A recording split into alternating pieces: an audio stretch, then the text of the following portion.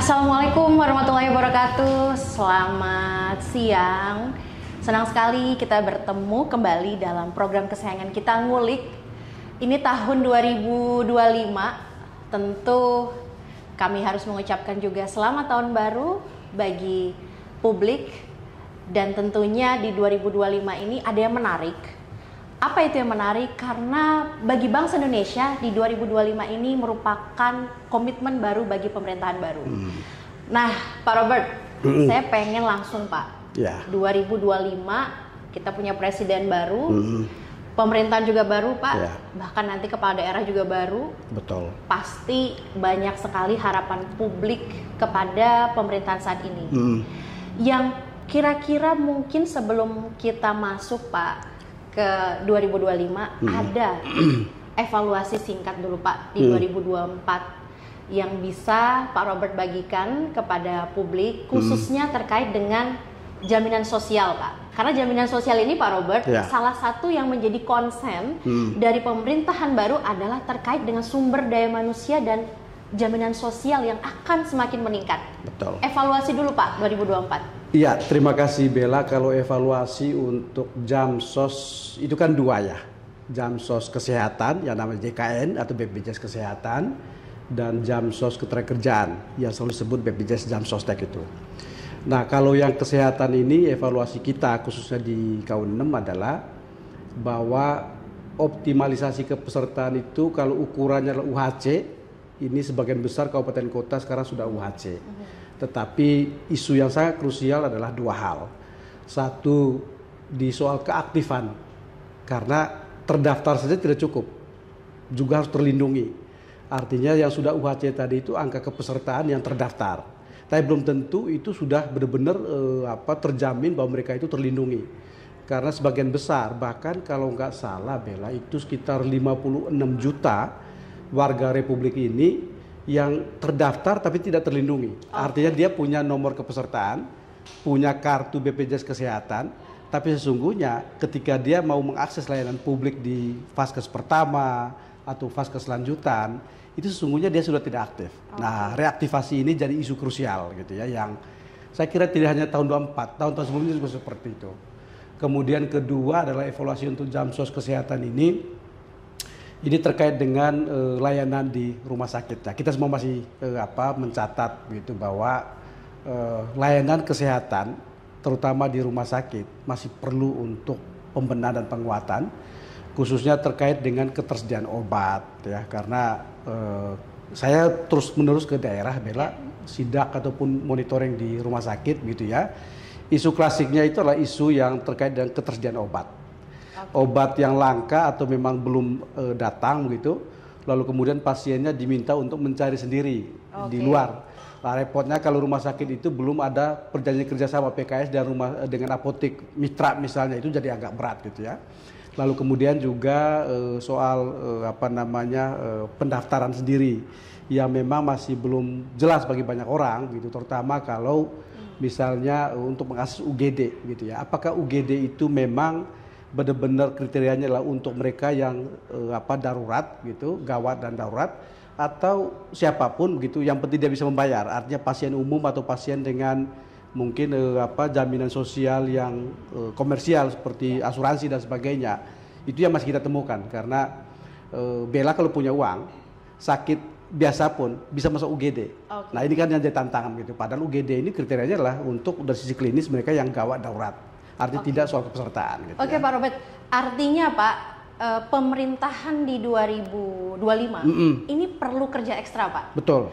Karena apa? Tadi Bapak singgung masalah keaktifan kepesertaan aja masih bermasalah. Betul. Kemudian manajemen pelayanannya juga masalah. Betul. Lalu apa Pak kira-kira yang bisa direspon secara cepat Pak ya, kalau di sektor kesehatannya yang bisa segera dibenahi pemerintah di 2025 ini apa? Kemudian apa juga Pak yang bisa kemudian segera untuk ditindaklanjuti yang tadi Bapak sampaikan di 2024 Pak? Oke, kalau begini, presiden baru kita itu punya asta-cita gitu ya. Dan ini tidak untuk mengkontraskan dengan sebelumnya ya, tapi kira-kira perbandingan gini, kalau 10 tahun sebelum ini 2014-2024, fokus kita adalah pada pembangunan infrastruktur. Betul. Fisik gitu ya. Betul. Nah, saya melihat Astacita itu sudah mulai tekanan perhatiannya pada pembangunan non fisik, terutama membangun manusianya. Betul. Jadi human capitalnya, membangun modal manusia, dan disinilah arti penting soal program-program terkait dengan makan bergizi gratis gitu ya, atau apapun namanya. Lalu kemudian juga soal kesehatan, soal pendidikan dan sebagainya. Saya berharap turunan Astacita ini benar kemudian membuat problem di kesehatan tadi, termasuk soal pembiayaan tadi itu bisa segera diatasi. Misalnya soal kepesertaan tidak aktif, ini isu krusial. Lah, lalu kemudian seperti apa caranya untuk mereaktivasi? Kita sesungguhnya kalau sudah ke lapangan gitu ya, yang paling cepat kita akan minta untuk dilakukan dulu tindakan sebelum kemudian soal administrasinya. Tapi ke rumah sakit akan selalu meminta 3x24 jam itu administrasi beres gitu kan. Maka kemudian yang pihak BPJS sendiri harus bisa mereaktivasi. BPJS saya sampaikan bahwa kalau masa tidak aktifnya itu 6 bulan ke bawah, itu bisa langsung direaktivasi. Tapi repotnya banyak sekali, Bella, itu yang justru sudah bertahun-tahun. Nah, yang begini nih, kalau peserta mandiri kan berarti dia harus bayar. Betul. Dan sekarang ada skema nyicil gitu ya, dan nyicil tiap bulan berapa, yang penting sudah tuntas gitu. Tapi repotnya adalah bagi mereka yang bukan mandiri, tapi dibayar pemerintah dalam skema PBI misalnya. Nah, ini berarti apa? Prosesnya itu saya lihat itu dari bawah, dari RT, RW, naik ke desa, lalu kemudian musdes dulu, baru naik ke dinas sosial, baru kemudian masuk ke DTKS, baru macam-macam panjang. Jadi proses birokrasi seperti ini tentu memakan waktu, sementara sakitnya orang itu kan tidak bisa kita perkirakan. Jadi memang harus ada tindakan cepat pemerintah untuk mereaktivasi mereka-mereka yang memang sudah pernah jadi peserta tapi sekarang sudah non aktif gitu. Ini penting sekali karena jumlahnya sangat banyak, Bella. 56 juta itu bukan jumlah yang sedikit gitu ya.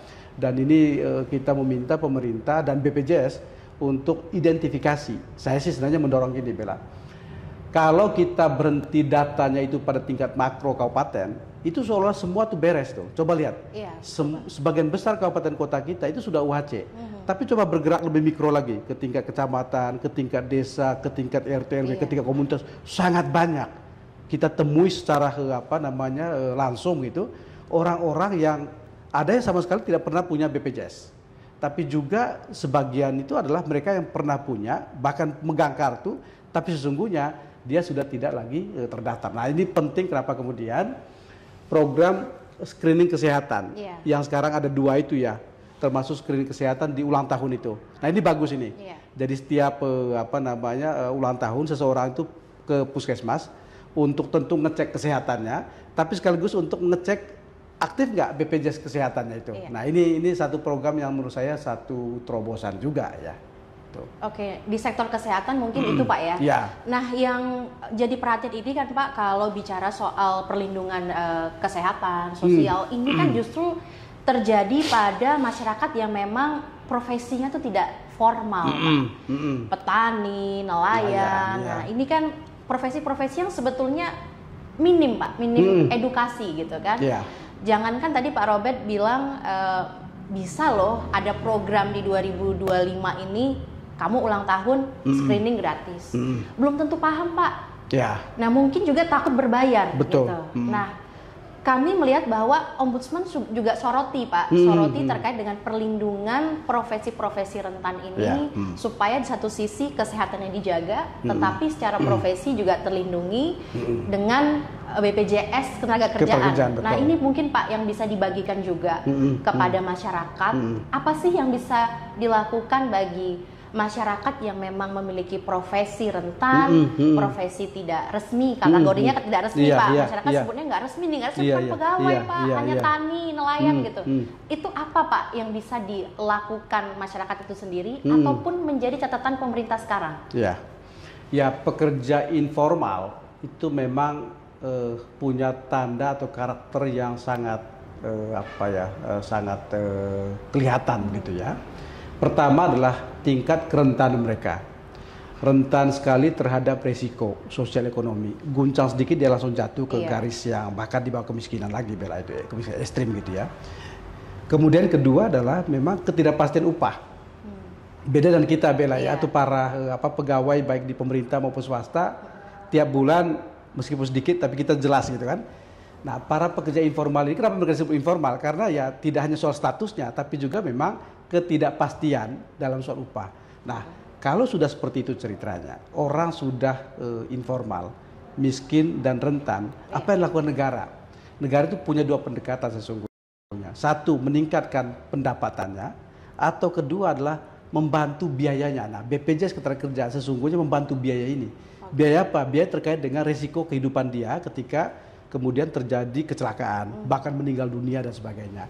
Nah, disitulah kemudian kenapa Ombudsman tahun kemarin kita melakukan kajian sistemik terkait dengan optimalisasi kepesertaan Jamsosnaker bagi para pekerja informal, khususnya petani dan nelayan. Ini adalah profesi yang buat saya khususnya di tingkat kabupaten ya, desaan gitu, ini paling rentan nih, petani, apalagi nelayan. Nelayan itu kita nggak pernah tahu ketika dia meninggalkan rumah lalu kemudian melaut gitu, itu resikonya itu sangat besar. Nah, perlindungan seperti ini yang kita dorong. Apa mekanismenya gitu ya?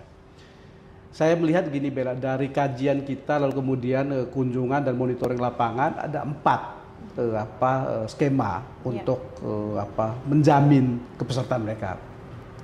Pertama yang sangat informal banget adalah berbasis pada voluntary. Artinya ada sekumpulan ASN atau kita-kita juga ya punya panggilan untuk aksi karitatif lalu kumpulin duit tiap bulan patungan berapa untuk membiayai beberapa. Tapi ini kan nggak banyak. Kemudian kedua adalah skema yang terkait dengan kolaborasi bersama korporasi. Perusahaan itu punya dana CSR dan sebagainya.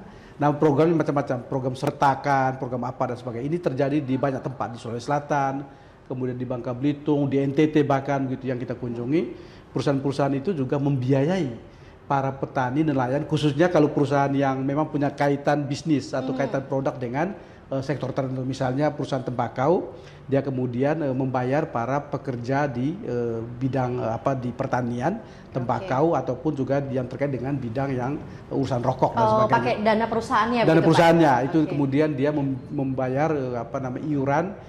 Memang jangka waktunya ada yang setahun, ada yang 2 tahun, tapi nggak apa-apa, itu kan stimulans gitu ya. Betul. Kemudian skema ketiga adalah skema mandiri, artinya para petani dan nelayan dan pekerja informal ini kemudian bayar sendiri. Memang di sini selalu kemudian muncul semacam anekdot gitu ya, bahwa kalau untuk ngerokok saja nelayan dan petani itu sebungkus sehari misalnya, itu kan berarti hampir 30.000, itu dia bisa. Masa yang sejumlah kurang lebih 16.800 sebulan loh Bella, dia nggak mampu. Tapi saya kemudian kunjungi para petani nelayan tertentu, di mana ya memang angka 17.000 atau 16.800 ini, itu sesuatu yang memang sulit buat mereka. Mereka selalu komparasi begini, Pak, harga beras sekarang kurang lebih 15.000 per kilo. Kalau uang ini saya pakai membeli beras, saya bisa hidup sekilo itu untuk beberapa hari. Atau kemudian anaknya bisa diongkosin untuk kemudian ke sekolah buat transportasi dan sebagainya. Jadi memang ada segmen tertentu, desil kemiskinan tertentu yang memang butuh skema keempat. Inilah yang menjadi dorongan Ombudsman, di mana skema penerima bantuan iuran PBI Jamsosnaker. Ini mirip seperti PB Kesehatan. PB Kesehatan itu karena perintah undang-undang termasuk undang-undang SJSN, di mana pasal 17 itu ya, bahwa semua sesungguhnya itu akan mendapatkan perlindungan, khususnya JKM dan JKK-nya. Nah, disinilah kenapa kemudian kami selain skema 1, 2, 3 tadi, fokus utama kita adalah pada opsi keempat, opsi di mana kemudian pemerintah, pusat dan daerah itu kemudian menjaminkan kepesertaan, terutama sisi pembiayaan tadi untuk sementara waktu, mungkin setahun atau 2 tahun, sambil kemudian dia akan dilihat bisa nggak kemudian dia melakukan transisi dari peserta yang dibayar oleh negara, terutama lewat APBD, untuk kemudian jadi peserta mandiri. Ini seperti stimulan saja. Tapi di sini Bella memang kajian ke-6 menemukan berlapis-lapis kendala juga. Ada masalah di tingkat regulasi, ada masalah di tingkat manajerial atau tata kelola, ada juga masalah di level programatik dan sebagainya. Nah, ini tugas kita adalah bagaimana mengurai dulu dan membenah masalah-masalah pada tingkat kebijakan apa. Misalnya yang kita temukan problem ketiadaan dukungan aturan. Skema PB Jamsosnaker ini membutuhkan dukungan aturan secara nasional. Hari ini yang ada adalah beberapa Pemda sudah punya, tapi dia kan butuh payung besar. Sementara PB Jamsosnaker ini belum punya payung di tingkat nasional. Nah, ini yang kita dorong agar kemudian Kementerian Pemberdayaan Masyarakat dan kementerian-kementerian terkait bersama BPJS dan DJSN untuk duduk bersama menyusun suatu regulasi bila perlu levelnya peraturan pemerintah begitu yang kemudian mengatur tentang skema PB Jamsosnaker ini. Nah, ini menarik sih Pak.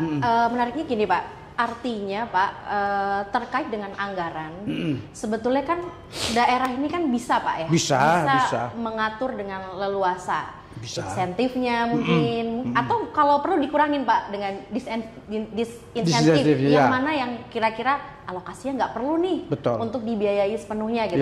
Kalau tadi Bapak bicara soal kewajiban Pak, kewajiban negara, artinya kan ini harus dong, suka nggak suka Pak, di pemerintahan yang baru sekarang sudah mulai itu Pak diwajibkan.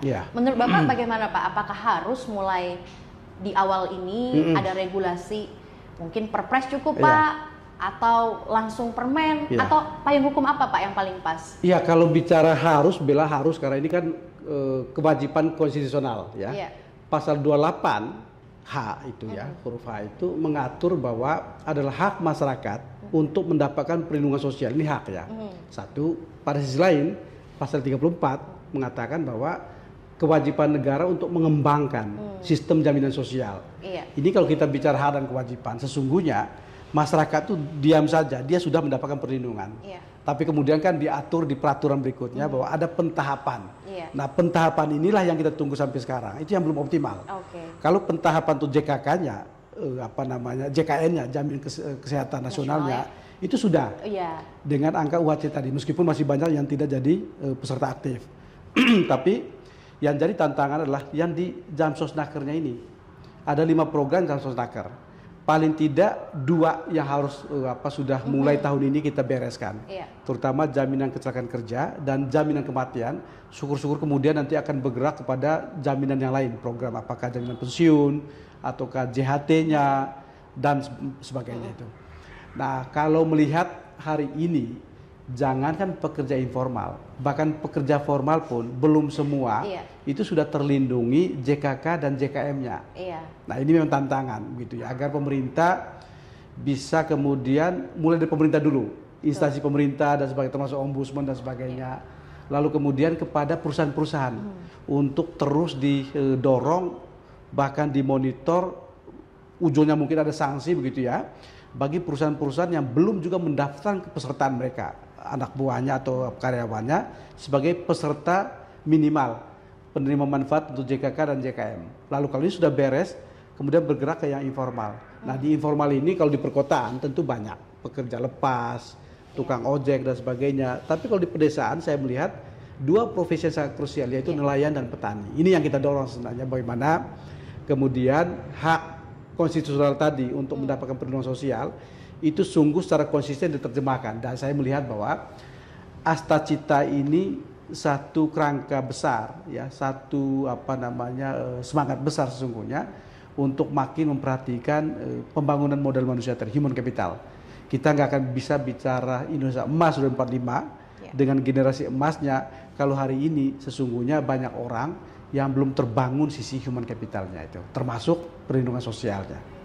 Baik Pak, kami juga ingin menyapa Bapak Ibu dan masyarakat yang ada di rumah mungkin atau sedang melanjutkan pekerjaannya untuk kemudian berani ya membangun kepercayaan, untuk melaporkan apabila terjadi maladministrasi yang terjadi di kota, di kabupaten, di desa, di kelurahan, dan dimanapun Bapak Ibu tinggal, ke Ombudsman Republik Indonesia. Kita sudah punya seluruh kantor perwakilan yang ada di setiap provinsi, dan call center kita ada 137. Bapak Ibu juga bisa untuk menyampaikan pengaduan ke situ. Juga ada media sosial kita, Ombudsman Republik Indonesia 137 atau Ombudsman RI 137, dan WhatsApp kita di 0821 37 37 37 37-nya 4 kali. Baik Pak Robert. Ini menarik Pak, Astacita Pak. Astacita ini Presiden Prabowo selalu bilang kita akan mulai dari bawah. Dari bawah itu bisa dari desa, dari kelurahan. Yang ujung-ujungnya nanti ada pengentasan kemiskinan, SDM lebih maju, kemudian lebih sehat. Nah, yang kira-kira nggak terlalu muluk-muluk Pak, yang bisa segera dijangkau selain makan siang bergizi Pak ya, yang perlu dibenahi mungkin di tingkat daerah Pak. Tadi Bapak sudah utarakan panjang sekali jaminan sosial. Nah, itu yang sekiranya perlu juga Pak dipersiapkan oleh kepala-kepala daerah baru. Ini apa Pak? Supaya nyambung Pak dengan programnya Presiden. Betul. Gitu. Kalau saya kepala daerah, Bella ya, dalam keterbatasan fiskal di banyak Pemda gitu, strategi fokus itu menjadi penting. Fokusnya kemana? Fokus 3 kalau saya. Satu adalah membangun infrastruktur ekonomi agar kemudian mobilitas barang, jasa, dan orang itu kemudian bisa terfasilitasi. Bahkan juga membuka isolasi sosial dengan infrastruktur ekonomi tadi itu. Itu satu, infrastruktur ekonomi. Kemudian kedua adalah membangun modal manusia, human capital. Intinya apa? 3 kalau di situ. 1 perlindungan sosial, 2 kesehatan, ketiga adalah pendidikan. Ini harus dijadikan fokus.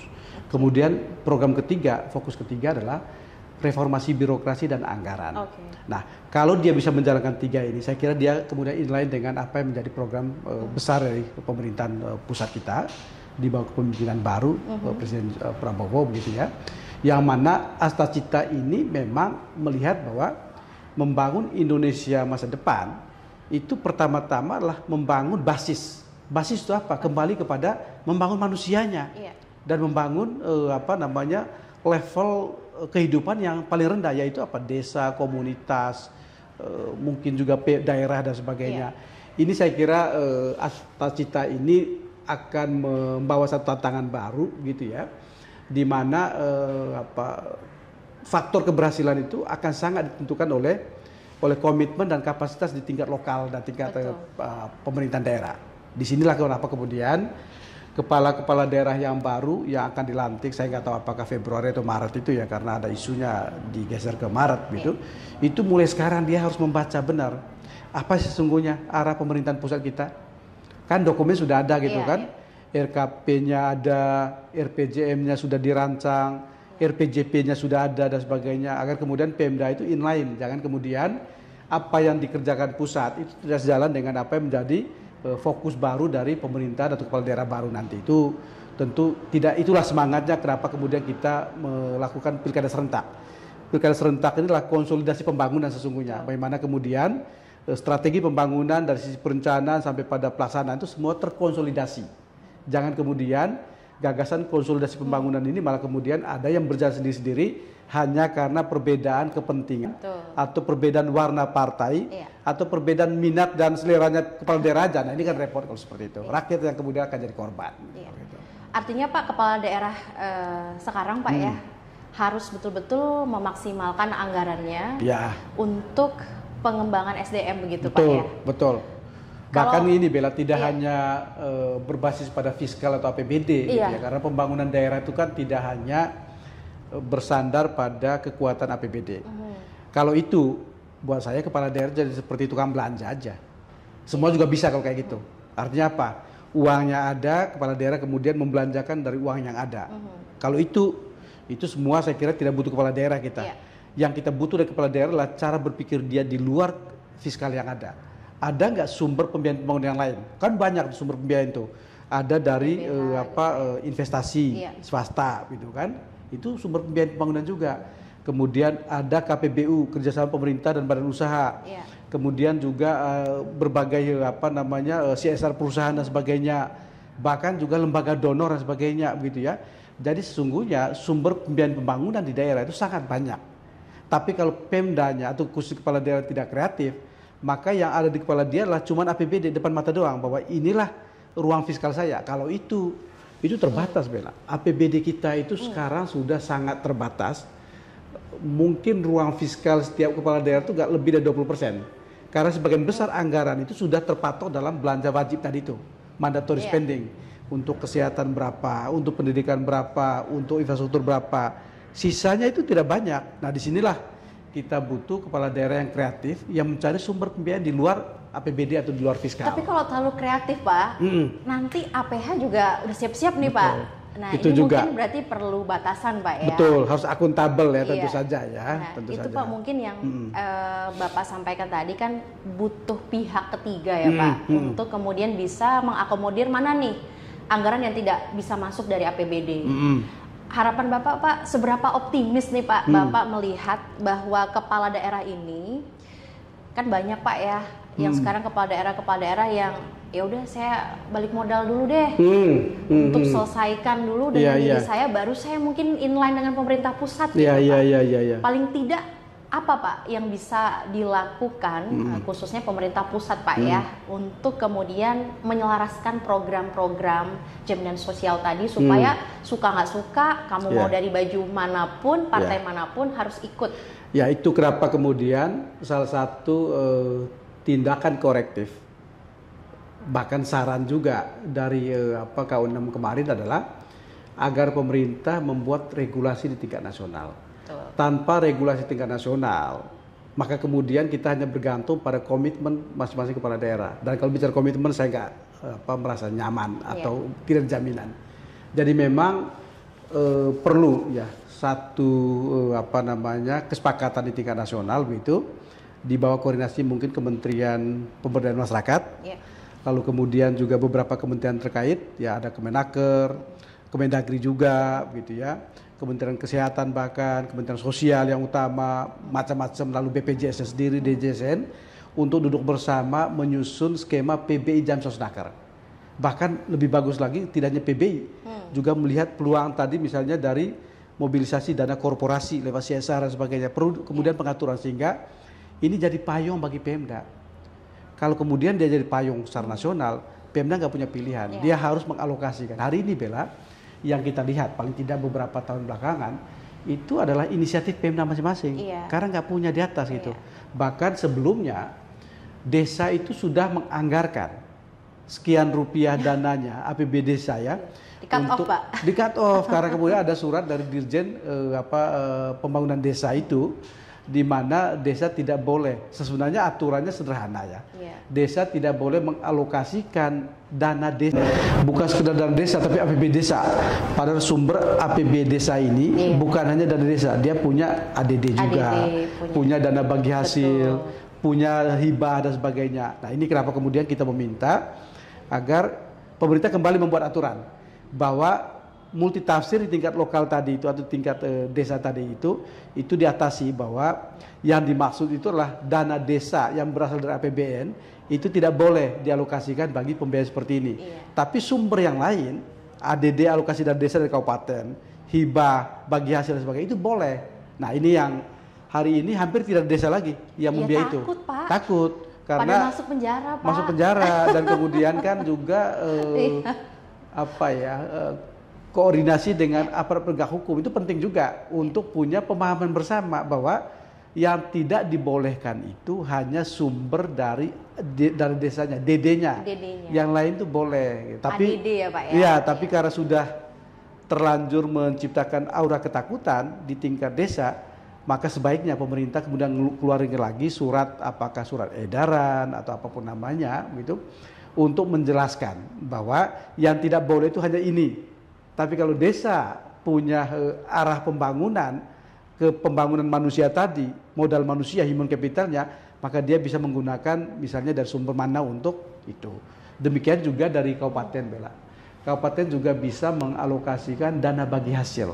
DBH misalnya daerah-daerah yang penghasil tembakau, dia punya DBH cukai tembakau. Maka ini bisa dipakai untuk membiayai kepesertaan bagi para petani tembakau. Atau mereka yang punya kaitan proses bisnis dan sawit juga sama gitu kan. Tapi untuk ini sih saya kira penting untuk berkoordinasi dengan aparat penegak hukum agar persepsinya sama. Karena kalau tidak akan ada ketakutan juga gitu ya di tingkat Pemda maupun desa. Bener nggak ini yang saya alokasikan? Jangan-jangan suatu waktu akan ada temuan gitu kan, yaitu membawa resiko hukum. bagi si kepala desa atau kepala daerahnya gitu. Ya, saya kira ini penting Pak, karena memang terkait dengan pengelolaan dana desa ini Pak, pemerintahan baru pasti sangat membutuhkan Pak panduan-panduan ya. Betul. Terutama dalam mengelola dana-dana yang sebetulnya bisa dikelola secara fleksibel, karena mungkin takut, khawatir, wah saya ntar berhadapan dengan APH nih, atau paling tidak dikasih korektif dari ombudsman gitu.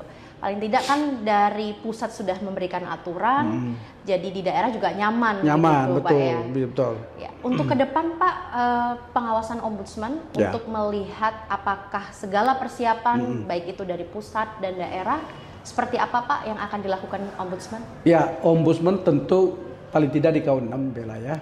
Kita kan punya dua semangat kerja ya. Satu, proteksi atas hak warga yang jika kemudian mendapatkan maladministrasi tentu kita harus masuk untuk pengawasannya. Tapi tidak hanya proteksi, juga promosi. Promosi atas berbagai hal yang menurut kita sangat penting. Kenapa kemudian kita bergerak bersama dengan BPJS Naker atau BPJS Jamsostek itu ke banyak tempat untuk mempromosikan bahwa kepesertaan itu menjadi sangat penting. Tanpa jadi peserta Anda tidak terlindungi, maka peserta dulu. Nah, soalnya sekarang adalah peserta dengan skema apa? Skema bayar mandiri, skema bayar oleh Pemda, atau skema bayar oleh perusahaan, atau skema karena aksi karitatif tadi. Ini kan yang perlu kita benahi. Tapi pasti bahwa kita berkomitmen kuat agar terutama para petani nelayan itu makin tahun makin banyak yang tergabung sebagai peserta. Buat saya batu uji kajian kemarin adalah sejauh mana kemudian peserta makin bertambah. Nah, kita sudah dapat beberapa cerita Bella di Manggarai Barat misalnya. Ini tentu bukan semata karena ombudsman, tapi karena kita hadir bersama BPJS, duduk bersama Pemda, yang tadinya dia cuma 1.000 orang para pekerja informal, kemudian karena dialog komunikasi bertambah 4.600 untuk tahun ini. Demikian juga di Bangka Belitung. Saya datang ke sana, yang hari ini para nelayan itu dia punya 3.800 nelayan yang sudah tercover 1.500. Lalu kemudian kita datang bahwa ada satu perusahaan di sana, perusahaan besar, saya tidak perlu sebut namanya, itu kemudian dia berkomitmen untuk membiayai para nelayan sekian jumlah peserta untuk jadi peserta BPJS Naker. Demikian juga di Sulawesi Selatan. Sulawesi Selatan menarik, bukan Pemda saja yang bergerak, tapi juga ada perusahaan. Saya sebut saja PT Haji Kala. Dia mengalokasikan untuk 2.000 pekerja informal di Kota Makassar untuk jadi peserta. Ini kan kalau kemudian dan akan terus setiap tahun dia akan bertambah. Ini kalau diluaskan ke tempat lain, ini akan jadi sangat banyak. Ini yang terus menerus ya. Ombudsman tidak semata untuk mengawasi dalam artian ketika ada masalah kita masuk, tapi juga terhadap sesuatu yang bagus kita harus promosikan. Nah, tugas dari kami belakangan ini tentu kita harus memproteksi ketika terjadi ketidakadilan atau maladministrasi. Tapi juga promosi ini juga menjadi isu yang sangat penting untuk berkoordinasi, bersinergi dengan lembaga-lembaga yang lain untuk terus-menerus mencari peserta-peserta mana yang perlu untuk terlindungi. Dua itu yang jadi penting, proteksi dan promosi. Iya, mungkin banyak yang mau Pak sebetulnya bergabung ya. Cuman balik lagi, saya nggak punya uang gitu. Yang kedua, manfaatnya Pak ya. Tadi manfaatnya apa? Dan penting sekali tadi ada komitmen juga Pak. Komitmen dan sosialisasi, edukasi ya. Ya kadang-kadang kan orang itu tidak mau bergabung karena satu ekonomi pas-pasan Pak. Saya lebih baik buat biaya keluarga daripada saya gabung kalau tani sama nelayan atau mungkin yang pekerja lain. Nah, di satu sisi juga memang harusnya menggugah kesadaran Pemda Pak ya. Ada isu ini Bella ya, ada isu ability to pay, artinya kemampuan membayar. Tapi ada juga willingness to pay. Memang ketidakmauan saja, mampu tapi tidak mau. Nah, tapi tidak mau ini boleh jadi bukan karena tidak mau beneran, dia tidak paham, tidak sadar gitu ya, bahwa ini sesuatu yang sangat penting untuk Anda mendapatkan perlindungan. Nah, untuk ini perlu kemudian edukasi, sosialisasi dan sebagainya. Kenapa kemudian temuan kita di level programatik adalah masih sangat kurangnya edukasi dan sosialisasi kepada kelompok-kelompok tertentu, terutama segmen petani dan nelayan, agar yang dia mampu tadi itu kemudian punya kemauan. Nah, inilah juga peran ombudsman. Jadi ombudsman juga tidak semata kemudian berhenti pada pencarian masalah, tapi juga edukasi dan sosialisasi juga gitu. Baik Pak, ini sudah 34 menit kita ternyata Pak ya sudah bergabung. Terakhir Pak, pertanyaan saya. Ini kan asta-cita Pak dari Presiden Prabowo sangat bagus lah. Butuh kerjasama dari semua pihak, termasuk dari Ombudsman. Betul. Seberapa besar Pak Ombudsman memiliki keyakinan bahwa paling tidak di tahun pertama Pak, regulasi-regulasi terkait dengan kepentingan masyarakat, khususnya jaminan sosial ini bisa benar-benar terjawab begitu Pak, dengan kolaborasi yang ada tadi? Ya tentu kita harus selalu yakin ya dengan pemerintah kita dalam bekerja, tetapi keyakinan ini juga kan harus dilandasi oleh berbagai upaya. Nah, salah satu poin dari saran perbaikan kita kemarin adalah kita meminta agar pemerintah duduk berkonsolidasi, lalu kemudian menyusun seperangkat kerangka kerja, baik terkait penyusunan regulasi, standar pelayanan, sampai pada perbaikan di level programatik dan sebagainya. Dan karena ini sesuatu yang kajian lembaga negara, kita memberikan waktu sekian rentang waktu tertentu untuk kemudian Ombudsman akan memantau, monitoring progres dari tindak lanjutnya. Dan alhamdulillah Bella ya, setelah kajian itu kemarin kita sampaikan, ini hampir semua kementerian sudah berkomunikasi dengan Ombudsman. Pertama untuk meminta dulu kajian seperti apa, lalu kemudian berkoordinasi dan sebagainya. Saya sih percaya, optimis Bella ya, kalaupun tidak tahun ini, paling tidak tahun depan kita sudah bisa mendapatkan regulasi yang memadai dari sisi isi atau normanya, tapi juga memadai dari sisi sinkronisasi dengan regulasi yang lain, sehingga kemudian regulasi nasional ini menjadi payung untuk pemerintah daerah hingga ke tingkat desa, bahkan juga mungkin non pemerintah yang punya komitmen untuk juga membiayai kepesertaan tadi, agar dia punya rasa kepastian gitu ya. Jangan kemudian kita terus mendorong berbagai pihak tadi untuk menjamin kepesertaan bagi petani nelayan, tapi dia sendiri dalam keraguan. Jangan-jangan ini malah kemudian jadi bumerang bagi saya. Suatu waktu akan jadi temuan aparat penegak hukum misalnya dan sebagainya. Nah ini saya kira tugas pemerintah pusat adalah memberikan kepastian hukum lewat regulasi yang pasti terkait dengan skema PBI Jamsosnaker bagi pekerja informal, khususnya lagi petani, nelayan dan pekerja lepas di berbagai sektor gitu. Baik Pak Robert, terima kasih banyak Sama-sama, Pak. Bella. Ada yang menarik dari yang disampaikan Pak Robert, harus ada kepastian. Nah, Ombudsman ini selalu pasti Pak dalam menerima pengaduan masyarakat. Bapak Ibu, kami memberikan kesempatan akses seluas-luasnya apabila Bapak Ibu menjadi korban maladministrasi atau mengetahui adanya maladministrasi di sekitar Bapak Ibu, silahkan untuk menyampaikan pengaduan kepada kami secara langsung ataupun melalui email dan media sosial Ombudsman Republik Indonesia atau Ombudsman RI 137 dan melalui WhatsApp kami 0821 373737-nya 4 kali. Akhir kata, saya Belinda, mohon maaf apabila banyak kekurangan Pak ya dalam memandu diskusi kita pada hari ini. Assalamualaikum warahmatullahi wabarakatuh. Waalaikumsalam.